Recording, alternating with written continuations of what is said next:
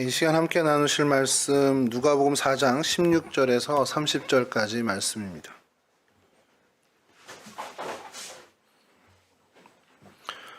누가복음 4장 16절에서 30절까지 저는 한 절씩 교독하도록 하겠습니다. 예수께서 그 자라신 곳 나사렛에 이르사 안식일에 늘 하시던 대로 회당에 들어가사 성경을 읽으려고 서심해 선지자 이사야의 글을 드리거나 책을 써서 이렇게 기록한 대로 찾으시니 곧 주의 성령이 내게 임하셨으니 이는 가난한 자에게 복음을 전하게 하시려고 내게 기름을 부으시고 나를 보내사 포로된 자에게 자유를 눈먼 자에게 다시 보게 함을 전파하며 눌린 자를 자유롭게 하고 주의 은혜를 전파하게 하려 하심이라 하였더라. 책을 덮어 그 맡은 자에게 주시고 앉으시니 회당에 있는 자들이 다 주목하여 보더라. 이에 예수께서 그들에게 말씀하시되 이들이 오늘 너희에게 응하였느니라 하시되 그들이 다 그를 증언하고 그 입으로 나오는 바 은혜로운 말을 놀랍게 여겨 이르되 이 사람이 요셉의 아들이 아니냐. 예수께서 그들에게 이르시되 너희가 반드시 의사야 내 자신을 고치라는 성경을 인용하여 내게 말하기를 우리가 들었구나 하고 나오는 자가 이르되 고향 영서가 행하라 하리라. 또 이르시되 내가 진실로 너희에게 이르노니 선지자가 고향에서는 환영을 받는 자가 없느니라. 내가 참으로 너희에게 이르노니 예비하시되 하늘에서 사는 세월간 땅들 온 땅에 거린 여인들었으되 이스라엘에 많은 과부가 있었을 때 엘리야가 그중 한 사람에게도 보내심을 받지 않고 오직 시돈 땅에 있는 사렙다의 한 과부에게 뿐이었으며 선지자 엘리사에 이스라엘에 많은 남병한 자가 있었으되 그 중에 한 사람이 병을 담을 얻지 못하고 오직 시리아 사람 나만 뿐이었느니라. 회당에 있는 자들이 이것을 듣고 다 크게 화가 나서 일어나 동네 밖으로 쫓아내어 그 동네가 만들어낸 땅거기까지 끌고 가서 일전 떨어뜨리고자 하되 함께 하시죠. 예수께서 그들 가운데로 지나가시니라. 아멘. 예, 오늘 저희가 함께 살펴볼 성경의 지명은 성경의 장소는 나사렛이라는 곳입니다. 나사렛은 그리스식의 이름이에요. 나자렛이라고 하는데 히브리어의 어원을 두 가지로 보는 경향가 있습니다. 좀 유력한 것은 네제르라는 새싹, 가지, 그러니까 가지라는 뜻이 좀 강한데요. 네제르라는 그 단어에서 헬라어로 음역하면서 이제 나사렛이라고 됐다라는 것이 요 근래에 이제 가장 큰 정설로 여겨지고 있고요. 특별히 이 지명이 굉장히 중요한 지명이잖아요. 저희 그리스도인들한테는 중요한 지명인데도 불구하고 구약 성경에는 단 한 번도 도시의 이름이 언급되지 않습니다. 이게 좀 독특한 경우죠. 그 이유를 이제 좀 여러 성경학자들이 얘기하는데 이게 신생 도시라 그렇다라는 거죠. 이제 구약 시대에도 장소는 있었지만 거기에 사람도 조금 살긴 했겠죠. 이렇게 주목받을 만한 도시는 아니었고 그 이름을 갖지도 않았고 이제 신약 시대 직전에 이제 중간기 때 와서 이곳에 사람이 살게 되고 좀 많이는 아니고 이제 살게 되면서 신생 도시로 이제 되었던 것으로 이제 여기고 있습니다. 그러니까 그 다른 이름을 분명히 갖고 있었을 터인데 그 이름으로 불리지 않고 이제 예수 그리스도와 연결되어서 이 나사렛이라는 이름으로 이제 불리게 된 것으로 성경학자들은 좀 보게 됩니다. 구약 성경에 한 번도 등장하지 않았음에도 불구하고 오래전부터 사람들이 살았다라는 것이 고고학적으로 증명이 됐던 도시고요. 가이사라에서 발견된 그 유적에는 이 나사렛이라는 도시명이 정확히 기록된 그 기록도 찾게 됩니다. 그리고 우리 잘 알고 있는 요세푸스의 책자에도 다볼산 근처에 있는 나자렛이라는 그런 이제 문구도 드러나고 있고요. 그러니까 유다의 신약 시대 분명히 있었던 도시는 확실하고 유적도 확실하고 근데 구약의 어떤 지명으로 불렸는지에 대해서는 이제 전혀 알 수 있는 길이 없다라는 거죠. 그래서 오히려 더 좀 신비로운 도시일 수 있습니다. 싹이란 의미, 또 가지라는 의미를 특별히 갖고 있는데, 이건 좀 이따도 한 번 더 말씀드리겠지만, 요렇게 이제 하는 게 요 근래 이제 정설이고요. 또 오래 전에는, 이 나사렛의 의미를 망루라는 의미로 이제 해석한 경우가 있습니다. 그 이유는 어디서 되냐면, 히브리어 이제 노트세아라는 이제 이게 이제 뭐 보다, 감시하다 뭐 이런 거에서 어원이 된 그 망루의 어떤 그런 뜻을 갖고 있는 단어인데 거기서 왔다라고 생각하는 거예요. 이유는 뭐냐면 이곳이 해발 한 240에서 370m 정도 되는 그 분지 지역에 있는데 이곳이 언덕 위쪽이다 보니까 주변을 이제 잘 살필 수 있는 지형적인 이점이 있습니다. 그러다 보니까 이제 감시, 그러니까 파수꾼이라고 저희 하죠. 그 감시를 잘할 수 있는 그런 지형이다 보니까 이 노트세아라고 이제 망루라고 히브리어로 불렸던 것이 헬라어로 음역이 되면서 나사렛으로 되었다라고 이제 주장하는 그런 설이 있었습니다. 그리고 뭐 지금도 이제 그렇게 주장하는 분들이 여전히 있고요.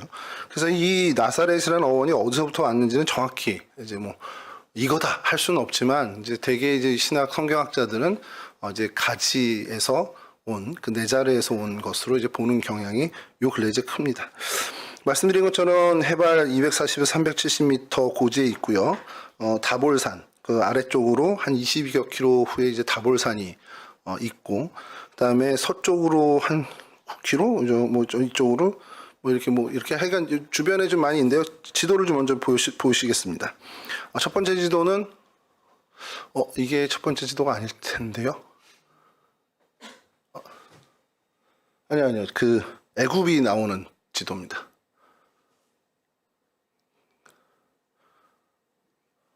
이걸로 돼 있나요? 첫 번째가 죄송해요. 그 애굽 나오는 지도 한 세 번째쯤에 있을 겁니다. 그거를 좀 죄송합니다. 요 지도를 보시면 애굽에서 저기까지 이제 그 헤롯의 유아 학살을 피해서 애굽으로 가셨는데 어디로 갔는지는 안 나와요. 그래서 그냥 애굽 카이로를 이제 찍은 겁니다. 거기서부터 이제 나사렛 이제 그 팔레스틴 이스라엘이 보이시죠? 이스라엘의 제일 북단 쪽에 있다고 보시면 됩니다.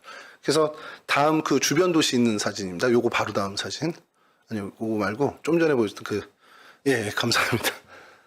이렇게 이제 갈릴리 호수 근처에 베세다, 가버나움, 뭐 막달라도 있고요. 우리 전에 했던 게네사렛도 이 근처에 있는데 거기서는 이제 조금 떨어진 그 나사렛, 그 밑에 나인이라는 도시 있고요.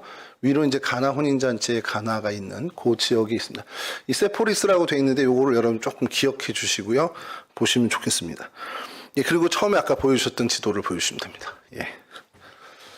그 내비게이션 표시가 있는 데가 나사렛이고요. 그 밑으로 다볼산이라고 제 글씨입니다. 그리고 저 위에 게네사렛, 가버나움 있고요. 요쪽 그러니까 위에 잠깐 좌측에 하트 2개 있는 거는 이제 가불이라는 그 솔로몬 시절의 그 도시인데 그건 뭐 여기서는 연결이 안 돼서 이렇게 짓지는 않습니다. 그래서 요 어디인지 위치인지 좀 보이시죠? 요렇게 좀 보시면 되는데 이때 당시 예수님 살던 당시의 기록에 의하면 한 30에서 50가구 그러니까 저희 이제 그 호라 그러잖아요. 30호, 50호 이렇게 하듯이 30에서 50가구 정도 되는 사람들이 거주했던 것으로 이제 기록이 되어 있습니다. 그 한 30가구, 50가구면 인구가 몇 명 정도 될까요? 4인 가족으로 치면 3호, 아니면 5, 20, 한 대략 뭐 3, 400명 정도, 많아야 3, 400명 정도 될 텐데, 그러니까 작은 마을입니다. 작은 마을. 근데 여러분 이거 조금 의구심 생기지 않으세요? 되게 소규모 동네잖아요. 시골 탄 동네만한 동네인데 오늘날이야 그냥 뭐 여기저기서 이렇게 이제 건설 현장에 있으면 가고 이렇게 하면 되는데 이 30에서 50가구 있는 동네에 목수가 할 일이 그렇게 많을까요? 뭐 이렇게 뭐 문 고쳐주고 하는 정도, 뭐 이렇게 뭐 수리하는 정도일 텐데 그걸로 이 생계가 가능했을까라는 생각이 좀 들긴 합니다. 근데 저만 이런 생각을 한 게 아닌 것 같아요. 그래서 요 부분에 대해서 연구한 학자들이 있더라고요. 그래서 아까 말씀드린 그 세포리스가 굉장히 중요한 역할을 하는데 그건 잠시 후에 얘기하고요. 어쨌든 이 지역에 이 작은 사람들이 모여 살았는데 나사렛 출신이야 이렇게 얘기하면 그냥 나사렛 출신이야라고도 듣지만 그냥 갈릴리 사람이구나 이렇게 인식하는 경향이 있는 겁니다. 그러니까 이 갈릴리 지역에 있는 한 동네니까 그냥 갈릴리 사람이구나 이렇게 하는 거지. 뭐 갈릴리에 뭐 이렇게 어디 동네 나사렛 이게 뭐 이렇게 유명하지는 않았습니다. 나다나엘에게도 뭐 우리가 잘 알고 있지만 나다나엘이 갈릴리 나사렛을 좀 무시하는 마을이 있죠. 평판이 좋지 않았던 당시 이스라엘 전역에 그러니까 특별히 이제 남유다 사람들에게는 그렇게 평판이 좋지 않았던 그런 지역입니다. 그러니까 갈릴리 전 지역이 다 그렇게 무시받았던 그런 어떤 정서가 있었죠. 무례한 사람들이다, 뭐 이렇게 아니면 교육받지 못한 사람들이다 이런 어떤 취급을 받았던 건데 사실 예의가 없다 아니면은 뭐 교육을 받지 못했다. 이거보다 더 이분들 이 유대 사람들의 인식에 안 좋은 건 이 지역에 이방 사람들이 많이 거주했다는 거예요. 그러니까 이제 사마리아 사람들처럼 이제 혈연 관계로 이렇게 혼혈이 된 건 아니지만 이방 사람들이 많은 동네에 살고 있다라고 이제 이렇게 생각하다 보니 그냥 이제 이방 사람들하고 어울리는, 그러니까 좀 말 그대로 지금 권사님 말씀대로 순수함을 좀 잃어버렸다라고 하는 그런 편견을 갖고서 이 갈릴리 지역 사람들을 대하는 그 정서가 유다 전체에 있었다는 겁니다. 자, 이렇게 해서 나다나엘 역시도 그렇게 뭐 나사렛에서 무슨 선한 것이 나겠냐 이렇게 얘기하잖아요. 근데 이거를 또 다른 성경학자들은 좀 조금 다르게 이제 해석을 하는 것이 뭐냐면 이미 이 이스라엘 유다 사람들 사이에는 메시아는 베들레헴은 유다 지역이잖아요. 그러니까 베들레헴에서 난다라고 확실히 믿고 있었기 때문에 당시 저 북쪽 변방에 갈릴리 지역에서 메시아 같은 존재가 나왔다? 이거는 인정할 수가 없는 겁니다. 이제 그런 정서에서 야, 거기서 물론 그런 좋은 괜찮은 사람이 나올 리가 있어. 그런 선지자가 나올 리가 있어. 이런 얘기를 했다라고도 이제 해석을 하는 경우가 있습니다. 그럼 오늘날의 이제 나사렛을 좀 볼 필요가 있을 텐데요. 엔나지라라고 이렇게 오늘날에 이제 표현을 합니다. 엔나지라 이렇게 하는데 구글 지도에 엔나지라로 치면 절대 안 나오고요. 나사렛으로 쳐야 나옵니다. 그러니까 이 현재 그들이 쓰는 동네 이름보다 훨씬 더 이 나사렛이라는 이름이 유명하기 때문에 나사렛으로 치면 여기서 나오듯이 나사렛으로 나옵니다. 그래서 다음 사진 보여주시면요. 이제 나사렛 전경 사진인데요. 예. 이게 뭐 항공 사진이라고만 나왔어요. 그래서 이 나사렛 전체 도시인데 약간 이제 언덕 위에 자리 잡은 도시인 거를 이 사진으로 좀 확인하게 됩니다.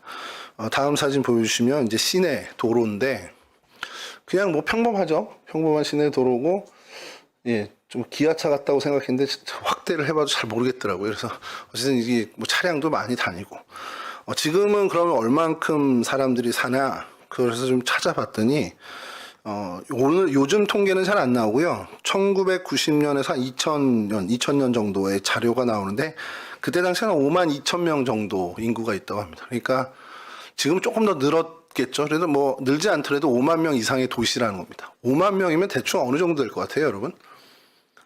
감이 잘 안 오시지 않아요? 제기동 인구가 몇 명일 것 같습니까? 빨리 검색해 보시면. 제기동 22,890명. 2022년 기준 22,890명. 그보다는 많죠. 그러면 옆에 있는 용두동을 좀 합치면, 청량리동을 합칠 걸 그랬네요. 용두동을 합쳐봤는데 용두동으로 검색하면 안 나옵니다. 용두동은 법정동이라 이게 없어요. 용신동으로 해야 이제 통계나 이런 행정적인 자료들이 나오는데 용신동이 이제 용두동하고 신설동을 합친 거거든요. 이제 행정동으로 하면서 거기가 한 38,000명이 됩니다. 그러니까 이거 둘을 합쳐 한 6만 명 정도 되는데 얼추 이제 용두동, 신설동, 이 제기동을 합친 정도 인구예요. 상당히 큰 도시입니다. 예, 큰 도시입니다, 이게.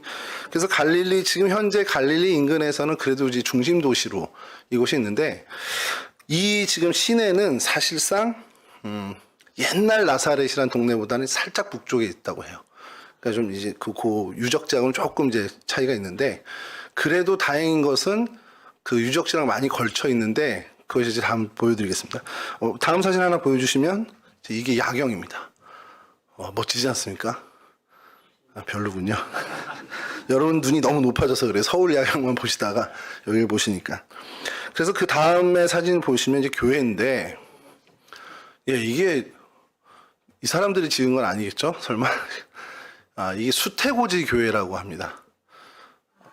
수태고지라고 하는 게 너무 어렵죠, 우리말로 하면. 예. 가브리엘이, 네가 이제 아기를 낳을 거야. 이제 마리아에게, 이제 잉태할 것을 이제 알려준 그것을 기념한 교회인데, 여러분 퀴즈 하나 좀 낼게요.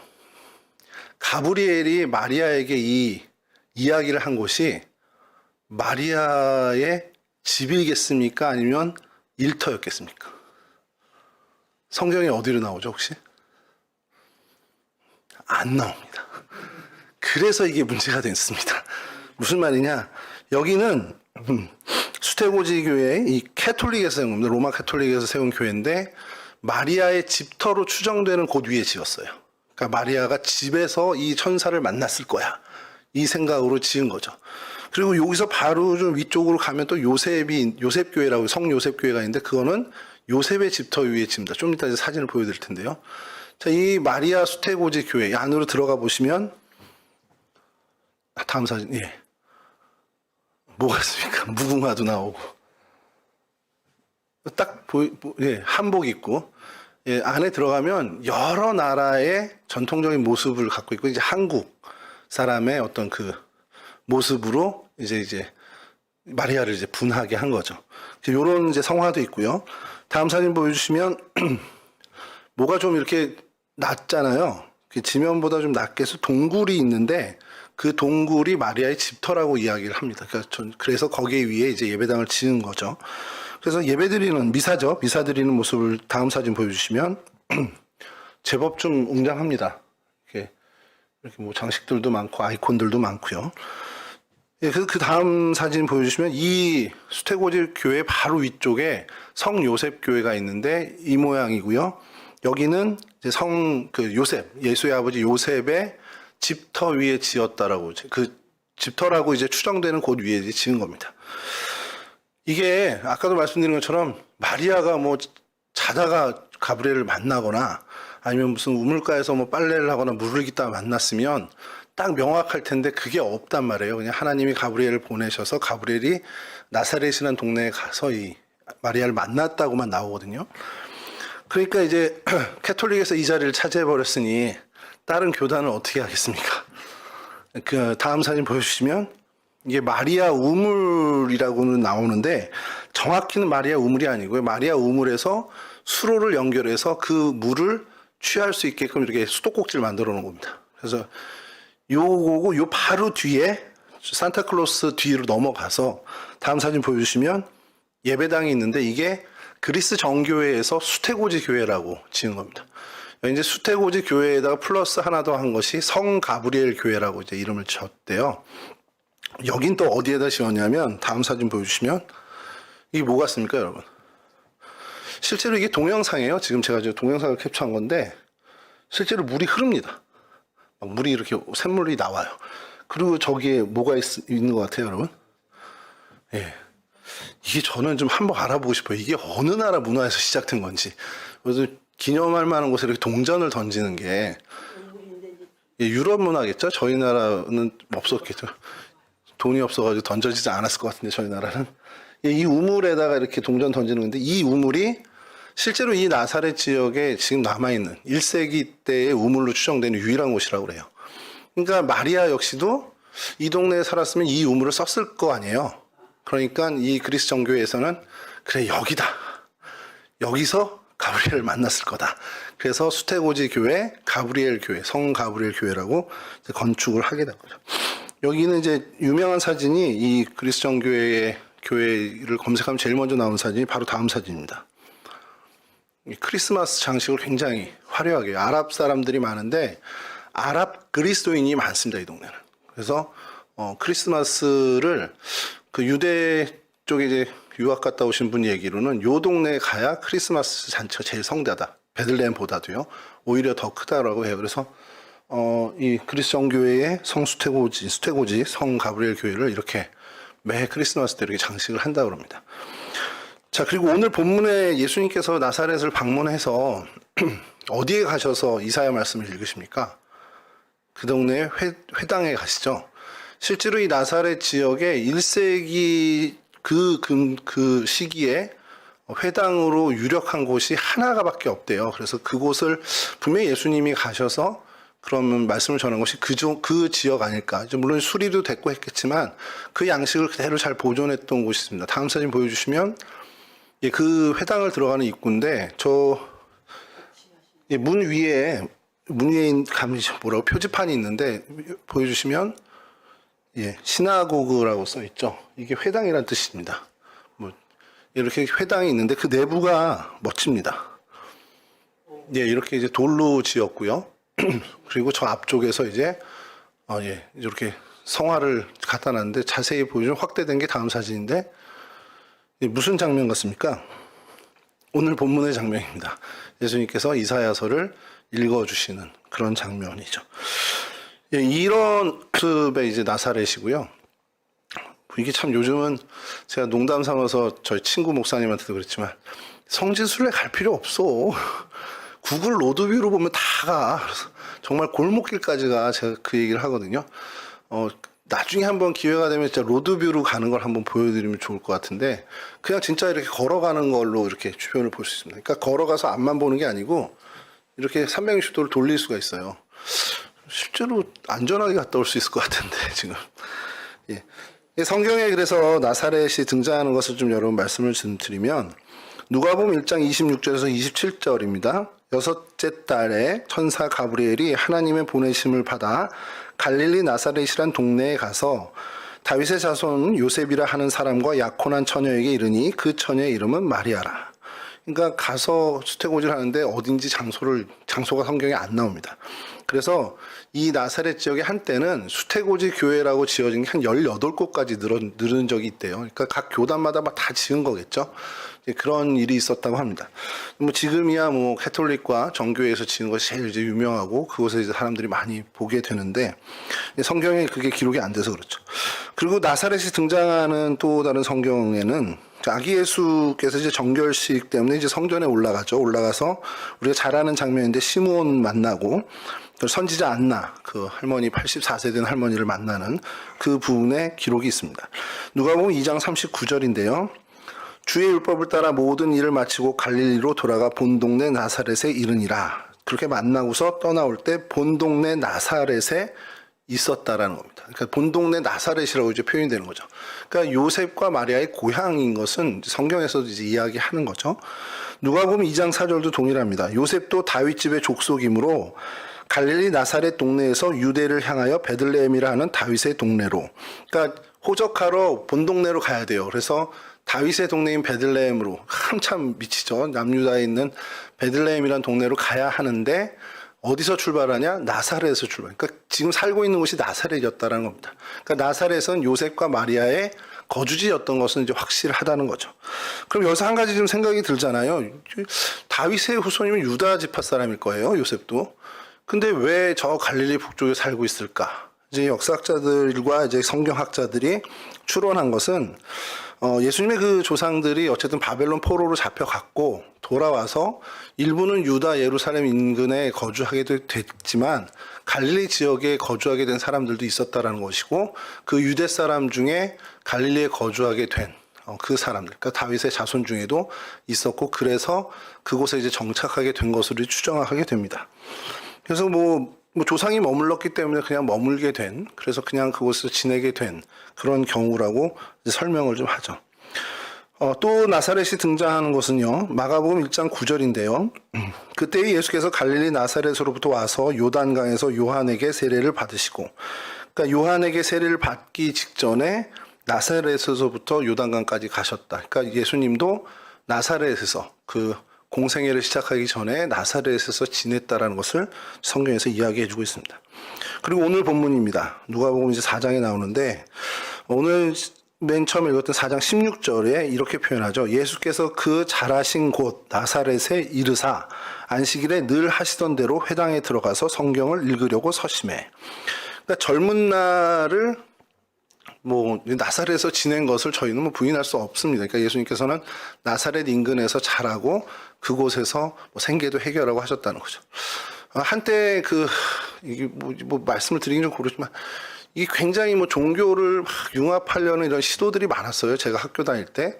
그래서 예수님께서 이 30 되기 전에 유대 땅에만 머문 게 아니라 저 인도 어디까지 가서 석가모니의 가르침을 받았다, 이런 설을 주장하는 얘기가 있었거든요. 모르겠습니다. 예수님께서 가셔야 배우겠습니까? 이미 다 아셨을 텐데. 저는 그래서 분명히 어쨌든 성경에서 얘기하는 것만 우리가 얘기하자라고 하면, 성경에서는 어쨌든 주님께서 나사렛이라는 동네에 계속 그곳에서 그 젊은 시절을 보내셨다라는 건 확실하다라는 겁니다. 가버나움으로 이사를 가는 표현이 있습니다. 그러니까 요한이 잡힌 후에 사실 실질적으로 예수님께서 공생애를 시작하시게 되는데, 그쯤에 이제 이런 기록이 있습니다. 마태복음 4장 12절에서 13절인데요. 예수께서 요한이 잡혔음을 들으시고 갈릴리로 물러가셨다가 나사렛을 떠나 스불론과 납달리 지경 해변에 있는 가버나움에 가서 사시니. 그러니까 예수님의 이사 기록이 이제 나온 거죠. 요한이 잡힌 그쯤에 나사렛을 떠나서 가버나움으로 가셔서 실질적인 공생애를 시작한 것으로 이제 기록이 돼 있다라는 겁니다. 그리고 오늘 본문은 그 이후에 공생애를 하시던 중에 나사렛을 이제 방문하게 된 거죠. 오늘 본문에 있는 이 사건, 나사렛을 방문해서 회당에서 가르치시고 사람들에게 배척을 받으신 이 사건 이후에 예수님께서는 다시는 나사렛으로, 나사렛에 가셨는지 모르겠지만 적어도 성경에는 나사렛에 가셨다는 기록이 나오지 않습니다. 이걸 저희 좀 기억해야 되고요. 이 동네를 좀 생각하면 저희가 72586이라고 저는 이제 외웠는데 72586 해가지고 주전 722년 그리고 586년에 북이스라엘과 남유다가 이제 멸망을 하게 되잖아요. 그러면서 이 지역이 여러 패권 국가에서 주인이 바뀝니다. 이 나사렛, 특별히 갈릴리 인근이. 그래서 특별히 이제 바사 제국, 이제 페르시아 때에 이제 행정구역이라고 해야 되죠. 그래서 한 세 부류로 이 팔레스틴 지역을 나누는데 북부의 갈릴리, 중부의 사마리아, 남부의 유다 이렇게 세 그룹으로 나눕니다. 그러니까 행정이나 이런 어떤 그런 치리들이 좀 다르다 보니까 이 지역을 오고 가는 것도 사실 자유롭지는 않았습니다. 이제 로마 시대에 와서야 조금은 그래도 이제 자신들의 종교 활동을 좀 보장하다 보니 그렇게 좀 바뀌게 됐지만 이 페르시아 지역, 이제 포로 시절에 이제 보내주긴 했어도 이렇게 세 지역으로 나눠서 행정상 이제 통치를 해왔던 것으로, 그래서 이 갈릴리 북부 지역에 속해 있던 거죠, 나사렛이. 이분을 좀 설명하다 보면 이제 나사렛이 저는 신학생 시절에 참 숙제 같은 게 하나 있었습니다. 마태복음 2장 23절인데요. 여러분들은 이런 의문을 가졌을 것 같아요. 저랑 동일하게. 나사렛이란 동네에 가서 사니 이는 선지자로 하신 말씀에 나사렛 사람이라 칭하리라 하심을 이루려 함이로라. 들어는 보셨잖아요, 많이. 그래서 저희가 나사렛 예수라고 많이 듣지 않으세요? 그리고 심지어 교단도 나사렛 교단이 있잖아요. 그 나사렛이 굉장히 중요한데 마태복음 2장 23절을 보면서 늘 저는 드는 의문이, 선지자로 하신 말씀에 나사렛 사람이라 칭하리라 하심을 이루려 함이라. 이거 아무리 구약을 뒤져도 안 나와요. 어디 예수를 이제 예를 들어서 어디 메시아가 오시는데 미가서 같은 경우에는 유대 땅 베들레헴아 그러면서 베들레헴에 나실 거 예언이 되잖아요. 근데 나사렛 사람이라라고 하는 것이 어디 나오지 않습니다. 근데 여기 지금 계시는 우리 지금 학교 재학 중인 분들은 눈치채셨겠지만 관주 성경을 보면 어디가 나옵니까? 이사야 11장 1절이 나와요. 그래서 좀 이사야 11장 1절을 보면 이게 왜 나사렛 사람이라 칭하리라 하는 것이랑 연결이 되지? 고민이 많았죠. 근데 제가 교수님을 잘 만났죠. 왕대일 교수님을 만났는데 왕대일 교수님이 강의 때 제가 왕대일 교수님한테 묻지는 않고요.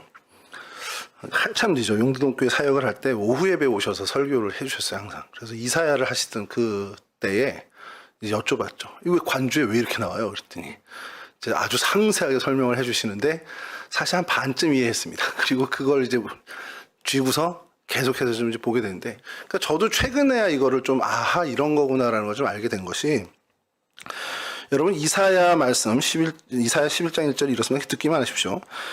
이새의 줄기에서 한 싹이 나며 그 뿌리에서 한 가지가 나서 결실할 것이요. 여기서 한 싹과 한 가지. 아까 나사렛의 어원인 히브리어 네자르가 뭐라 그랬죠? 무슨 뜻이라 그랬죠? 이게 너무 감사한 거예요. 여러분 들으시고도 잊어버리시니까 다음에 또 해도 또 새로워 이러실 것 같아서. 네자르라는 뜻은 가지라는 뜻, 싹이라는 뜻을 갖고 있습니다. 거기서 나사렛이 나왔다고 이제 헬라어로 이제 음역하면서 됐다라는 게 이제 나사렛 어원을 설명하는 요즘에 주된 설명인데, 여기 이사야 11장 1절에 한 가지가 나서 결실할 것이요. 이게 예수 그리스도 메시아를 지칭하는 것이라는 거죠. 그 가지가 바로 네자르. 이 가지의 사람, 이 싹의 사람. 그러니까 나사렛 사람. 이런 것으로 이어질 수 있다는 겁니다. 그러니까 그렇게 보는 게 가장 이 마태도 엉뚱하게 이런 얘기 한 거 아닐 거 아니에요. 마태도. 근데 저희가 어디에 gat혀 있냐면 나사렛 출신, 그 도시 출신 이렇게 자꾸 생각을 하는데 그게 아니라 다윗의 가지 사람, 다윗의 이새의 싹 사람, 이렇게 칭함을 받을 거라라는 이사야서의 말씀을 마태는 알고 있었고, 그래서 예수 그리스도를 다윗의 가지 사람으로 이야기하는, 구약에서 그렇게 지칭했다는 것을 강조하는 겁니다. 더더군다나 유대인을 대상으로 쓴 마태복음이다 보니까 유대 사람들 사이에 이 인식은 분명히 저변에 있었다라는 거죠. 그러니까 야, 너희들이 알고 있는 그 가지의 사람이 바로 이분이야. 그 나사렛 사람이 바로 이 예수야. 이렇게 이야기한 것. 선지자들이 그렇게 가지의 사람으로 불릴 것이 이렇게 이야기했는데, 이사야를 통해 그것이 뜻이 성취된 거야 라는 이야기를 하는 겁니다. 그래서 나사렛 사람으로 불리는 것, 이것이 하나님의 뜻의 성취라고 이제 기록하고 있다는 거죠. 이렇게 이제 해석을, 제 해석이 아닙니다. 구약학자의 해석입니다. 그래서 그것을 계속 하다 보니까, 아, 그래, 어원적으로도 주석을 계속 이제 찾아보면 이러한 일들이 계속 이야기합니다. 그래서 나사렛에서 태어날 거다, 잘하실 거다, 이것을 이야기한 것일 수도 있지만 중의적으로 다윗의 가지, 다윗의 자손으로 오시는 메시아를 더 강조하는 표현으로 우리가 봐야 한다는 겁니다. 여러분 마태복음 2장 23절 백날 여러분 찾아보세요. 구약에서 어디 나사렛 사람이라 칭한다라는 표현은 전혀 안 나옵니다. 구약 어디에도 안 나옵니다. 관주에서도 이와 같은 성경학자들의 어떤 결실로 이사야서 11장 1절로 연결이 돼 있죠. 그래서 이런 부분들 우리가 얘기해야 되고요. 근데 이게 아까 얘기한 것이 그럼 이 네자르에서 어원이 된 거냐? 이것 때문에 더 이게 더 어떻게 보면 유력해지는데, 아까 말씀드린 노트세아라는 이제 히브리어에서 왔다라는 이제 언덕, 막로 이런 데서 왔다는 건데, 이것도 왜 설득력이 좀 있냐면 이 나사렛 사람이라고 할 때 이 의미를 어떻게 사용하냐? 파수꾼이라고 사용하는 경우가 많다라는 거예요. 옛 문헌에 나사렛 사람 할 때 파수꾼, 그러니까 막루에 올라가서 보는 사람 이렇게 되니까, 그래서 그걸 근거로 해서 노트세아라고 거기서 이제 나사렛이 왔다라고 주장하는 사람들도 있다라는 겁니다. 근데 저희는 이사야서 11장 1절과 연관을 지어서 아 그래, 다윗의 가지의 사람, 이것으로 우리가 나사렛 사람을 좀 이해하는 것이 더 성경적이다라고 우리가 이야기할 수 있죠. 그래서 이 나사렛의 어원에 대해서 좀 이렇게 생각을 하고요. 이제 또 하나 좀 이 나사렛에 대해서 설명을 드려야 될 것이 하나가 중요한 게 아까 말씀드린 세포리스입니다. 지포리라고도 요즘 이제 지금은 지포리라고 이제 불러요. 그래서 지포리 국립공원이라고 되어 있습니다. 이 세포리스는 이 나사렛, 구 나사렛, 여기서 구 나사렛에서 한 7km, 좀 신도시 거기서 한 6km 정도, 그러니까 6, 7km 정도 떨어져 있는 거리입니다. 멀지 않죠. 가깝습니다. 이곳이 왜 중요하냐? 아까 말씀드렸잖아요. 예수님이 목수셨잖아요. 근데 30가구, 50가구 사는 동네에서 거기서만 일을 하셨다면 분명히 생계를 유지 못했을 거라는 생각이 듭니다. 그래서 저 어렸을 때부터 이제 그게 궁금했거든요. 아, 예수님이 이 조그만 마을에서 어떻게 사셨지? 그 동생들도 수두룩한데. 이제 더더군다나 직업은 목수였고 다른 일을 안 하셨을 수도 있지만 목수가 이제 주된 직업이었으니까. 그럼 분명히 이제 집 짓는 현장에 가셔야 되는데 30가구, 50가구 있는 데에서 뭐 집을 지어야 뭐 얼마나 짓겠고 수리를 해야 또 얼마나 하겠습니까? 근데 이제 그러다 보니 성경학자들도 이게 많은 게 고민이었던 것 같아요. 근데 이 성경에 단 한 번도 나오지 않은 이 세포리스, 지포리라는 곳이 있는데요. 이것이 북부 갈릴리의 굉장히 중요한 핵심 도시였습니다. 이게 수도로 이제 지냈는데, 헤롯이 디베리아라는 이제 그 도시를 건설해서 수도로 삼기 전까지 이 세포리스가 수도 역할을 하고 있었습니다. 그러니까 행정과 문화의 중심지였습니다. 헤롯이 이제 어떻게 보면 그 지역을 이제 진행하고 있었는데, 헤롯이 이후에 이제 안티파스가 이곳에 대대적으로 도시를 건설해요. 그게 이제 주전 한 30년 이후, 그러니까 주전 한 20년에서 10년 사이 그때인데 이제 시작을 하는 겁니다. 대대적으로 짓는데 당시에 2만 이상이 거주하는 그런 대도시를 짓는 겁니다. 여러분, 그렇다면 건설이 10년, 20년 정도 이상 걸렸을 거고요. 예수님이 태어나셔서 청년 30세 되기 전까지 사실 계속해서 건축이 이어지고 있는 도시였다는 겁니다. 그리고 그 이후에 대도시가 되고 나중에 이제 로마에서 파괴도 되고 하는데, 그래서 이 지역을 한번 보여드리겠습니다. 사진을 보여주시면, 지도 먼저 좀 보여주시죠. 예, 조 위에 보시면 제가 세포리스라고 이제 필긴 해놨지만 치포리 국립공원이라고 돼 있죠.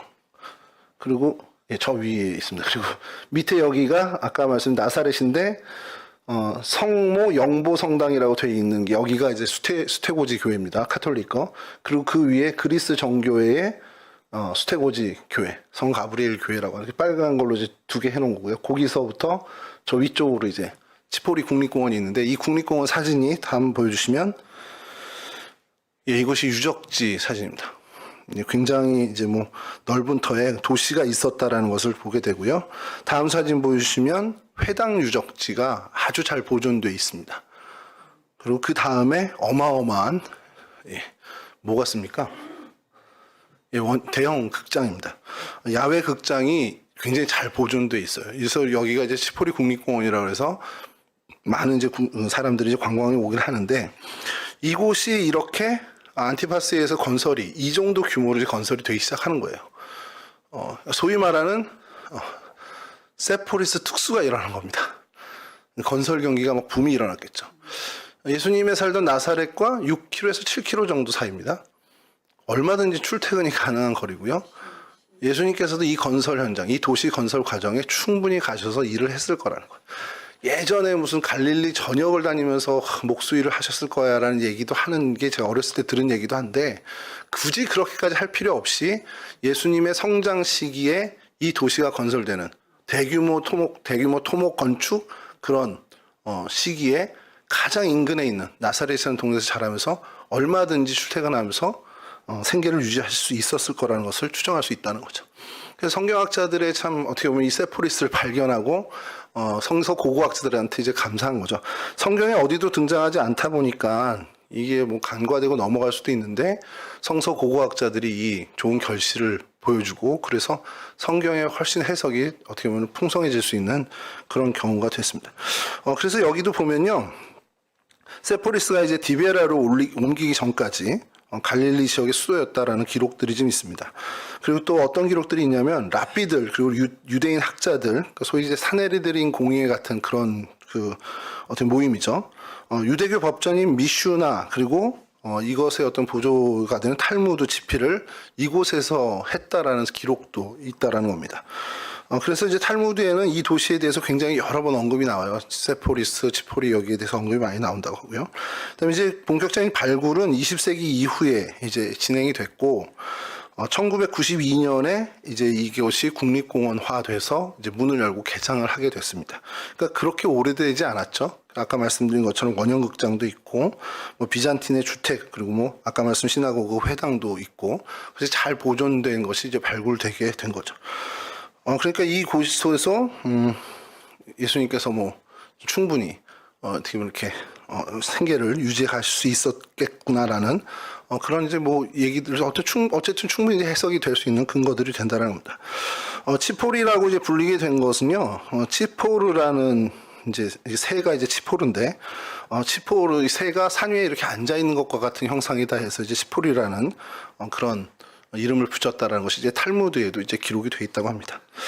이렇게 좀 나사렛에서 좀 이야기를 좀 드렸고요. 그러면 이 나사렛 오늘 본문을 통해서 지금 사건이 일어나는데 주님께서 고향인 나사렛에 가셔서 배척을 당하셨어요. 이 부분을 보면서 저희가 좀 어떤 것을 좀 교훈을 좀 얻어야 될까라는 생각이 좀 드는데 우리가 좀 생각지도 않은 곳에서 뜻밖의 일이 일어나는 것들이 많이 있죠. 예상하지 못했는데. 뭐 특별히 이제 스포츠에서 좀 그런 일들이 많이 벌어지는데, 요번에 올림픽 저는 그렇게 많이 보지는 못했습니다. 그래서 이제 뭐 소식 들으면 이제 그거에 대해서 뭐 금메달 땄대, 그럼 한번 이제 보게 되는데, 요번에 파리 올림픽에서 제일 큰 이제 이슈가 어떻게 보면 이변이라고 얘기한 게, 우리나라 여자 양궁이 10년 동안, 10회 동안 10연패를 했잖아요. 단체전으로. 84년 LA 올림픽에서부터 지금까지 한 번도 1등을 안 놓쳤고요. 근데 이것과 같은 타이 기록이 있습니다. 남자 수영 혼계영 400m에서 10년 동안 한 번도 금메달을 놓치지 않은 팀이 미국 팀이 있었어요. 그러니까 당연히 이번에 파리 올림픽도 미국 팀이 금메달을 따겠구나 생각했는데 이번에 그걸 저지했습니다. 누가요? 우리나라 선수가 했으면 좋겠는데 중국 선수들이 했습니다. 그래서 이게 굉장히 좀 주목을 받고 굉장히 제일 큰 이변이다 이렇게 얘기를 하기도 있고요. 우리나라 선수들 중에는 태권도에서 여자 57kg급에서 김유진이라는 선수가 세계 랭킹 24위예요. 그러니까 선발전에서도 겨우 어떻게 보면 우여곡절 끝에 이제 대표가 됐는데 이 친구가 금메달을 땄습니다. 그래서 이것도 굉장히 이제 주목하게 됐고요. 이제 올림픽뿐만 아니죠. 요즘 저희 아들과 제가 싱글 번거라고 살고 있는 하나의 이유가 또 있는데 한화 이글스가 가을야구를 할 수 있을 것 같아요. 그래서 오늘 지금 게임 하고 있을 텐데 오늘 게임을 이기면 5위도 갈 수 있습니다. 그러면 안 놀랍습니까? 10년을 꼴찌를 한 팀이 5위를 가서 이제 포스트 시즌을 할 수 있는 그런 가능성이 보여요. 매해 한화를 응원하면 요쯤 되면요. 이제 뭐 8월 말 지나 9월 초 되면 꼴찌는 면해야 돼 이러고 외쳤었거든요. 근데 지금 5위를 해야 돼라는 얘기를 하니까 저도 막 이게 생경한 거예요. 그래서 한화를 응원하는 제 주변의 사람한테 얘기를 하면 야 우리한테 이런 날이 오네. 이런 99년에 우승할 때 저는 한화 팬은 분명히 아니었습니다만 요 근래 이제 한화를 응원하면서 야 이런 이변이 있다니 이러고 있어요. 그러니까 이런 어떤 스포츠도 그렇고 굉장히 어떻게 보면은 의외의 일이 정말 의외의 곳에서 일어나는 것들을 우리가 인생을 살면서 많이 경험하게 되죠. 이스라엘 민족에게 있어서 이 예수 그리스도의 출현, 특별히 나사렛에서의 출현은 이런 일이었습니다. 전혀 예상하지도 않고 말도 안 되는 곳에서 예수 그리스도가 출현을 한 거죠. 나사렛에 대한 언급은 신약 성경, 아까 말씀드린 것처럼 천사 가브리엘에서 사실은 제일 먼저 언급이 되죠. 수태고지 이야기에. 근데 여러분 생각해보면 인류의 구세주가 나은 곳은 거기는 아니지만 자라난 곳이라고 하기에는 너무너무 외진 곳이라는 거예요. 너무 주목받지 않는 곳. 베들레헴도 마찬가지였습니다. 베들레헴 말구에서 태어나신 것도 같은 맥락이긴 하지만 인류의 구세주가 이런 곳에서 나다나엘에게 나사렛에서 무슨 선한 일이 일어나겠어라고 고개를 젓는 그러한 관심 없는 곳, 어떻게 무시당한 지역에서 이 놀라운 이 어떤 인류 역사의 가장 위대한 일이 벌어지게 됐다라는 겁니다. 구약에서조차도 단 한 번도 언급이 없는 이 나사렛에서 이 정말 선하고 선한 일이 시작됐다는 것이죠. 이 사건을 저희가 보면서 좀 교훈을 얻을 필요가 있는데요. 하나님의 일, 하나님의 운용이 이와 비슷한 일들이 참 많다는 겁니다. 고린도전서 1장 27절에서 28절입니다. 그러나 하나님께서 세상에 미련한 것들을 택하사 지혜 있는 자들을 부끄럽게 하려 하시고 세상에 약한 것들을 택하사 강한 것들을 부끄럽게 하려 하시며 하나님께서 세상에 천한 것들과 멸시받는 것들과 없는 것들을 택하사 있는 것들을 패하려 하시나니. 하나님의 운영, 하나님의 역사는 세상에 정말 약한 것 같은 그 지역이 됐든 사람이 됐든 약한 것을 사용하셔서 강한 것들을 부끄럽게 하시는 그런 역사를 하나님이 펼쳐 오셨다는 겁니다. 그러니까 여러분 나사렛을 들어 사용하셔서 남유다, 예루살렘 여기를 부끄럽게 하셨다 이렇게 표현해도 사실은 과언이 아니라는 거죠. 여러분 세상도 마찬가지입니다. 좋은 지역, 좋은 가문, 좋은 학벌, 좋은 여러 환경을 갖고 많은 관심을 받는 그곳에서 우리는 선한 일이 더 많이 일어날 것이다라고 얘기하고 사실 세상의 기준으로 보면 선한 일들이 정말 많이 일어나는 것 같아요. 근데 그게 진짜 선한 일이냐라는 것을 우리가 다시 한번 생각해 볼 필요가 있다는 거죠. 진짜 하나님의 선한 일은 그게 아닐 수도 있다는 겁니다. 하나님은 좋은 곳이 아닌 정말 하나님의 그 좋은 일, 하나님의 그 선한 일은 우리의 생각에 좋은 곳이 아닌 정말 소외된 곳, 가난한 곳, 혹은 관심 없는 곳에서 일어나는 경우가 훨씬 더 많다는 겁니다. 그 이유가 뭐냐? 고린도전서 1장 29절입니다. 이는 아무 육체도 하나님 앞에서 자랑하지 못하게 하려 하심이라. 이게 목적이에요. 우리가 잘나서 하는 게 아닙니다. 환경 좋고 내 자녀를 위해서 내가 미리 다 준비했어. 하나님은 그걸로 일하시는 게 아니라는 겁니다. 하나님은 자신들이 일해서 우쭐대고 어깨 힘들어가는 걸 원하는 게 아니라 하나님을 철저히 의지해서 그 믿음 갖고 승리하는 것을 원한다는 겁니다.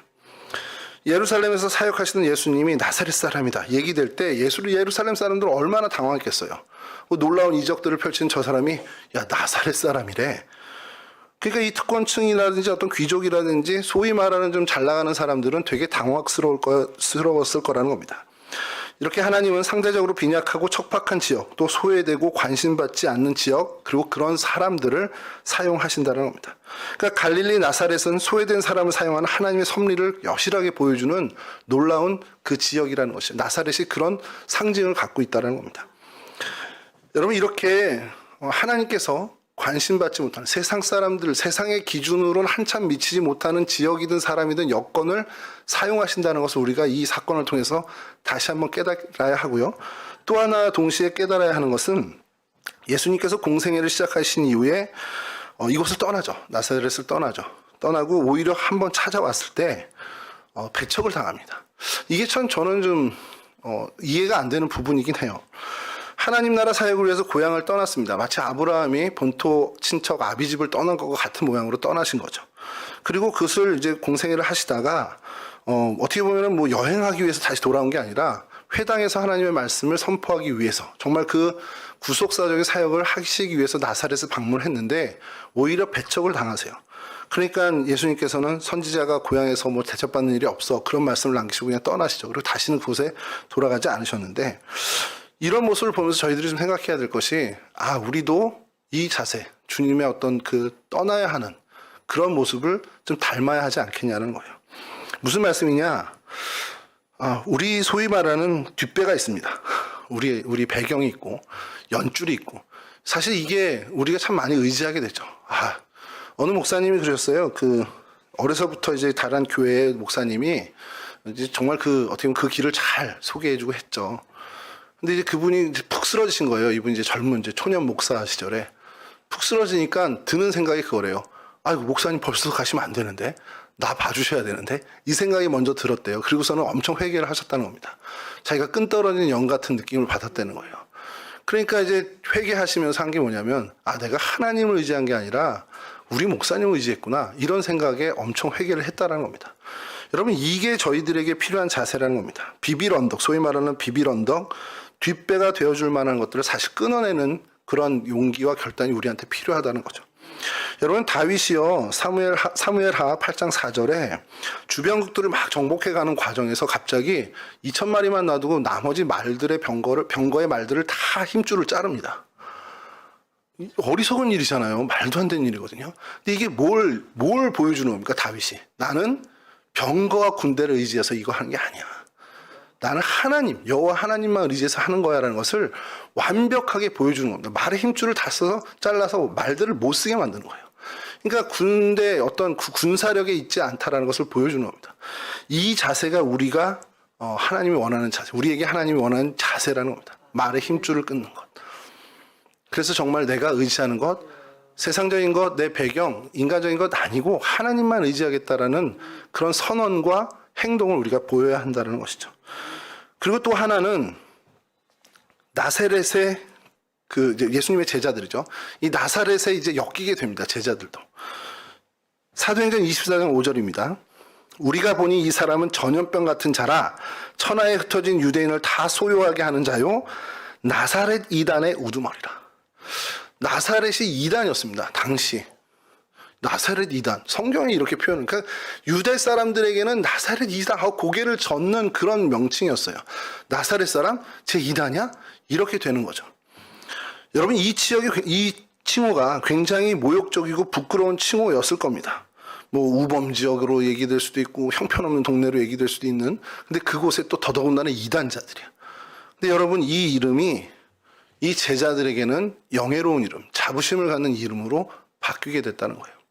제가 군대에서 제일 많이 들었던 게 예수 환자라는 얘기를 많이 들었습니다.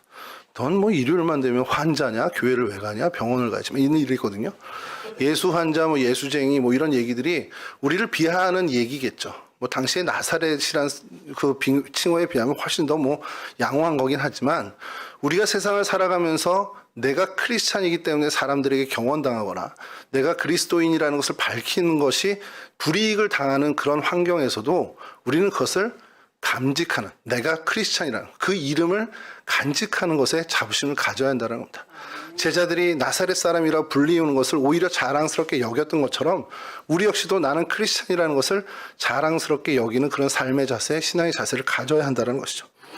여러분 우리가 좀 기억했으면 좋겠어요. 나사렛에서 이 벌어진 일들, 하나님은 보잘것없는, 능력 없는, 초라한 그러한 곳, 그러한 사람을 들어 사용하신다는 것. 그러니 우리가 세상의 어떤 뒷배나 배경을 의지하는, 내가 환경이 좋아요, 다른 사람에 비해서 좀 더 우위에 있는 조건이 있어요, 그래도 그거 의지하지 않아야 된다는 것. 정말 하나님만 의지해야 되는 그런 신앙의 자세를 우리가 가져야 되고, 그 신앙의 삶을 걸어갈 때에 사람들, 세상 사람들은 세상의 기준으로 우리를 경험할 수 있습니다.